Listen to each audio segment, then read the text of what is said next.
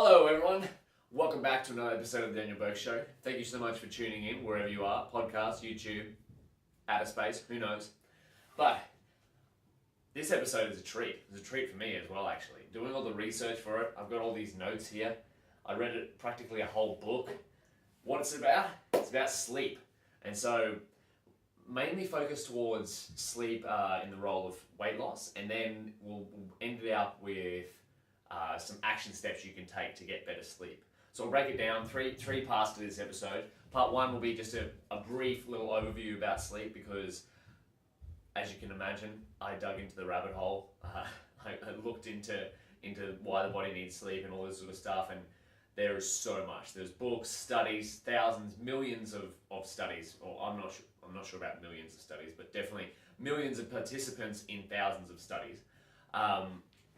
But yeah, not enough time to explain it all in one video, but I just thought I'd probably get the ball rolling in terms of, bringing awareness in terms of sleep, overall health, and its role in weight loss, and how to get better sleep. So, part one, overview. What exactly is sleep? So if we look into it, you can't really describe it with one definition. The best way I sort of look at it is just literally recovery for the body and mind, both physical and mental, of course. And I think that's could be universally agreed upon by most people. And if you think about sleep, it's really the force multiplier of everything in life.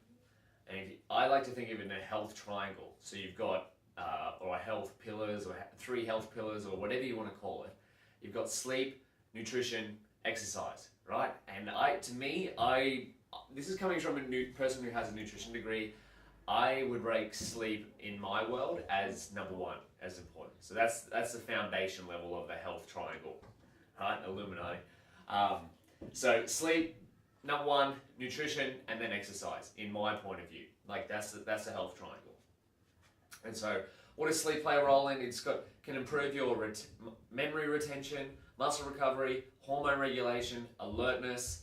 Good sleep can literally make you look better, helps with your skin tone, skin recovery, etc. like that, boosting testosterone, hence the term beauty sleep. I'm not sure if that came from there, maybe, who knows. And so how does sleep start, right? So during the day, you wake up, you go throughout your day, the body's producing ATP, and the breakdown of ATP, which is ATP into ADP, don't worry too much about that, that's just the energy the body uses, ATP, results in an increase in adenosine in the body, which is a hormone, and then or a neurotransmitter, I can't remember which one, I got so mixed up with the amount of hormones and neurotransmitters I found out about today. And the build-up of adenosine essentially, over time, by the end of the day, makes us tired, right? So that build-up is what gets cleaned away when we go to sleep. And fun fact about caffeine is that caffeine is actually an adenosine blocker.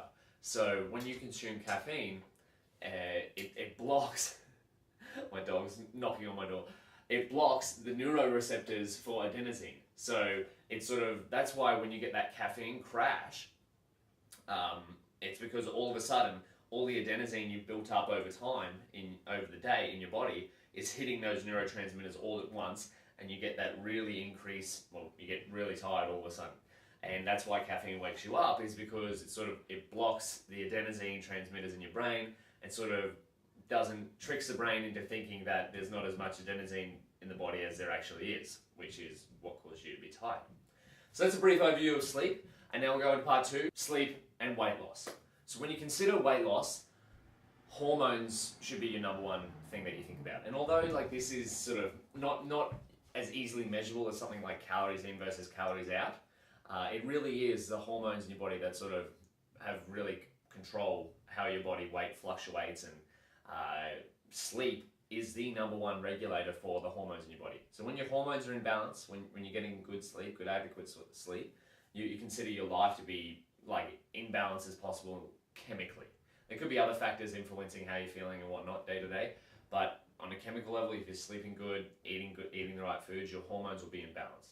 And so, let me tell you a story. So in the past, I've competed in men's physiques and bodybuilding shows, and I dramatically cut calories for an extended period of time to lose weight, to lose fat, to get lean enough to go on stage.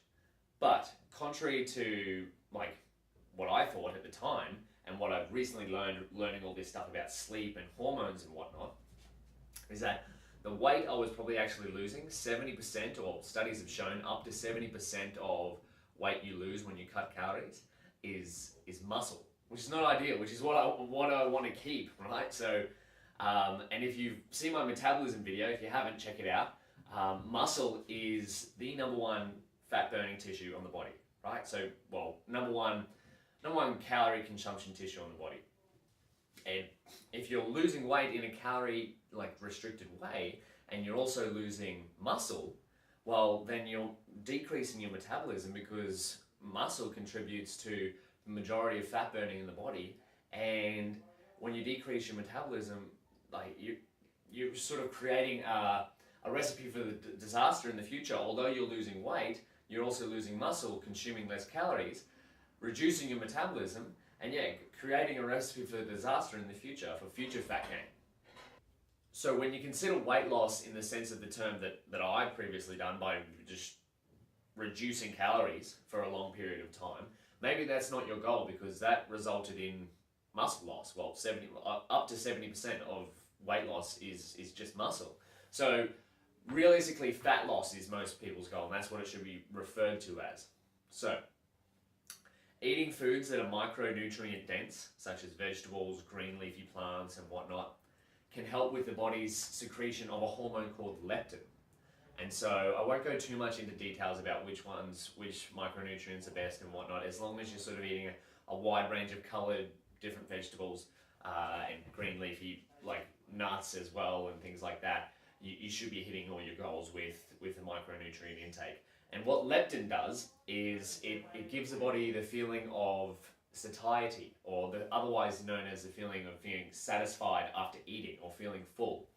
And what that results in, if you get that feeling, well, you won't be sort of urged to eat more stuff, right? When you're feeling full and satiated, the body's not sort of always itching for more foods. Now, how does this hormone leptin relate to sleep?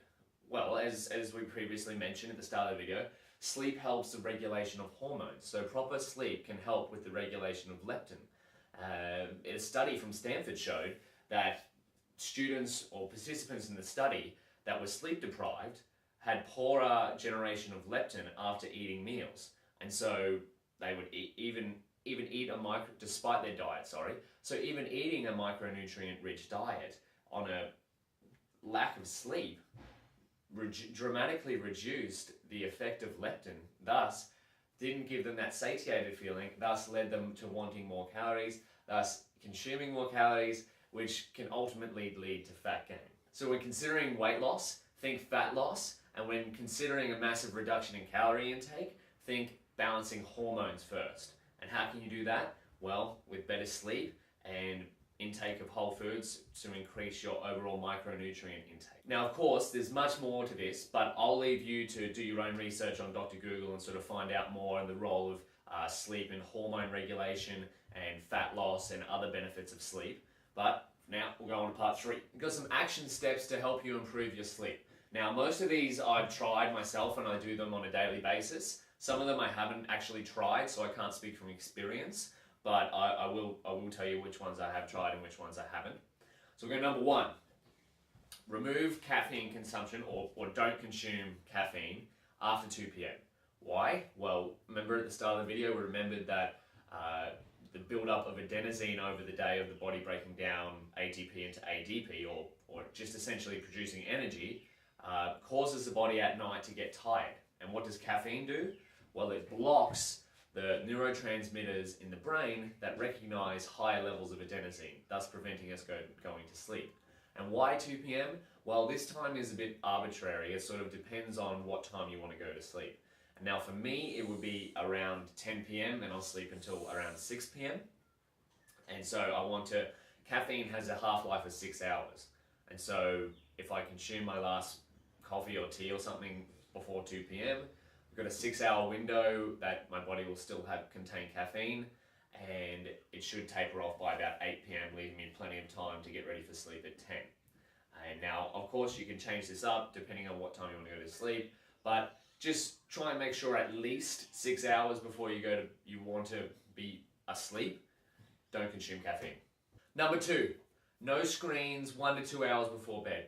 And so why is this? Well, because the exposure to blue light, which is what comes out of these screens, sort of hinders our ability to sort of start producing the hormones that we need to induce sleep.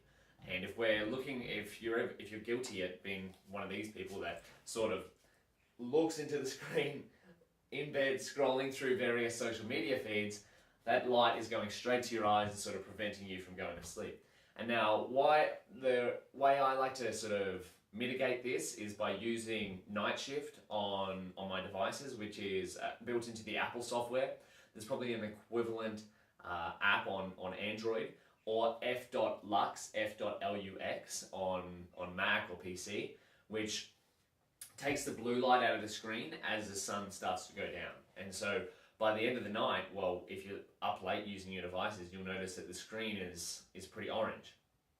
Well, at least I think it's orange. And so I don't know the science behind this. There's definitely lots of science behind it, and I encourage you to check it out, and I'd love to hear about it. If you find out more, leave it in the comments. But my logic is that sort of if you go off a human body, like how we've evolved, blue light is from the sky, and so that's when we're awake, and orange light is when we're going to sleep, which is equivalent to us lying next to a fire at night in the tribe. And now, of course, that's not science backed. That's how I think about it in my head. And so that's number 2, no screens 1 to 2 hours before bed. Number 3, complete darkness in your room or wherever you sleep. So just like the screen, like in point 2, like the screen emits blue light and sort of keeps us awake, like deregulates our body's ability to produce the correct hormones to put us to sleep. If you've got a flashing light in your room, which is if you have a TV on standby or something else, the ideal situation is to put black tape over that to mask it out. And if you have windows in your room like I do here, mine's probably not the perfect example, but blackout curtains can really help to keep it dark, because you want it as dark as possible you shouldn't be able to see your hand in front of you. Like that's a good level of darkness.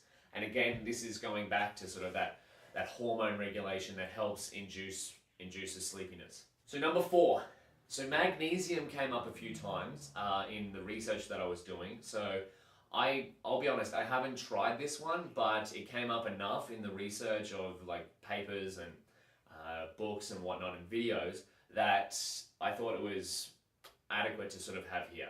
And I'm not sure of the exact pathway that it does. All I know is that it can help in the production of hormones. And again, it comes back to these hormones. Once the hormones are in balance, you're in a good place. And so production of sleep hormones and sort of helps with the sleep-wake cycle and things like that.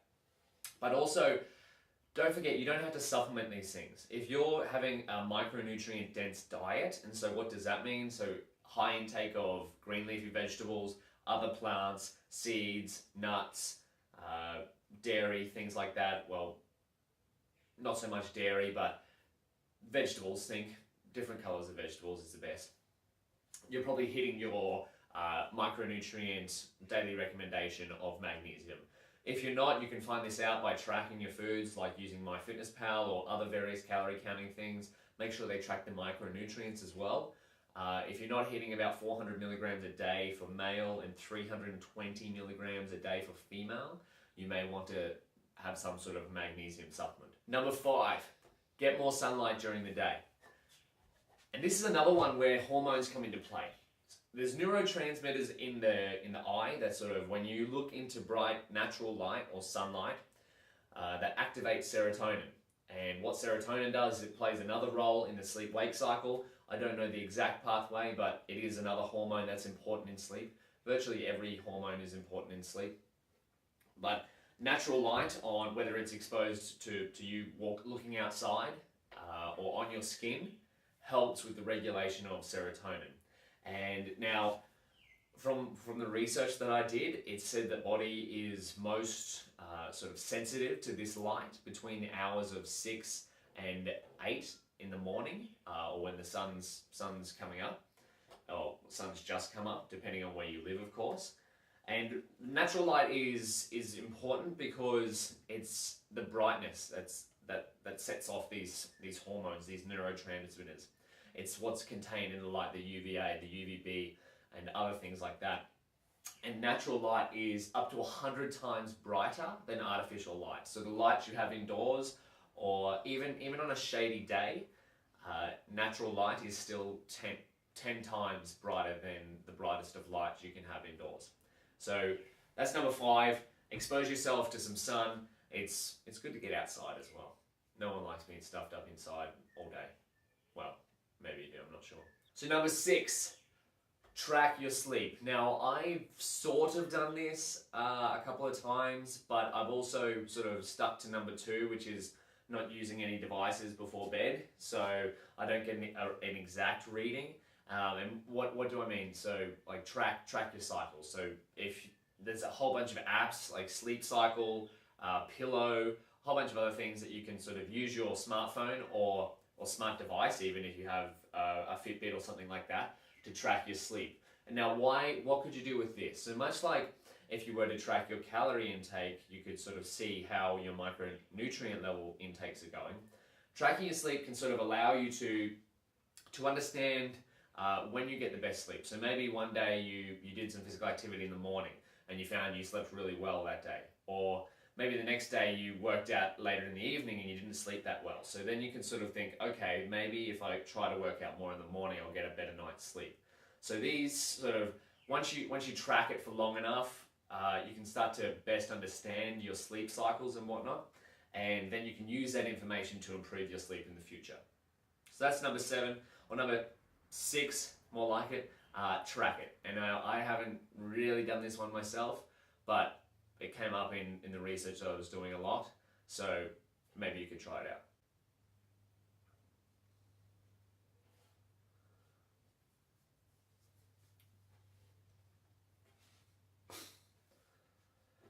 So number 7, create a sleep ritual. So I pretty much do this every night. It's like a shutdown ritual. Like I'll turn my screens off I'll try within at least an hour before bed. I've got the bedtime setting on the iPhone, and if you go into the clock app, it will send you a reminder up to an hour before you want to actually be going to sleep. I've got an alarm set as well for, I think it's 8.5 hours or so. That's just after trial and error of seeing how long I should be sleeping for, not really tracking it. But yeah, bedtime ritual. So mine will sort of be, I'll brush my teeth, I'll make sure all the devices are off my room, make sure it's as dark as possible, turn the bed light on, which is a really soft light, and I'll just read until I can't really read anymore. I'll turn the light off, close the book, and go to sleep. That's my personal ritual. Nice and simple. Brush teeth, read for 15 to 20 minutes, and then I naturally fall asleep. And I usually go to bed between 10:30 and 11. I have a sort of like half an hour buffer window, and then wake up sometime between 6:30 and 7:30. There's another sort of window there. But yeah, that's number 7. Create a bedtime ritual. Number 8, and the final tip. A lot of people I find in the online forums and stuff like that, and the blogs and whatnot, have sleeping problems like insomnia and whatnot. And now, of course, what I've listed through here, like the previous 8 tips, can definitely help with that sort of stuff. What I've found in the past helps with me if I literally am lying in bed and I can't sleep, is to just go with it. And now I've done this with naps. I do this almost, every few days as well. This is how I take naps.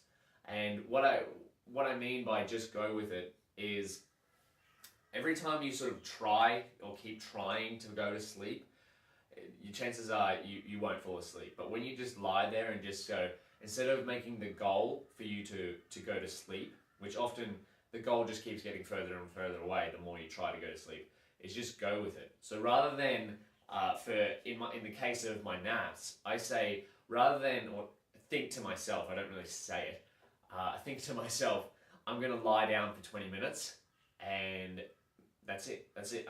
My goal is to just lie down and do nothing for 20 minutes. And most oftentimes, I will fall asleep within that 20 minutes. Rather than in the past, I've gone, okay, I'm going to have a 20-minute nap now, and I've just been rolling back and forth restless because I'm not having a nap. The same principle goes when falling asleep. Well, for me anyway, this has worked for me. Rather than sort of telling myself I'm going to sleep now when I can't sleep, I think to myself, I'm just going to lie here and be relaxed. And then oftentimes I will just fall asleep without even knowing. So that's tip number 8. Just go with it. So make the goal something you can definitely achieve rather than sort of, I don't know, think of the analogy, if you have a coin in like your car seat, in the crease of the car seat, and the further you go to grab the coin, the further it falls back. I don't know if you've ever had this before, but this is how I think about it. I don't know where I got the analogy from, but the further you try to grab it, the further the coin slips away.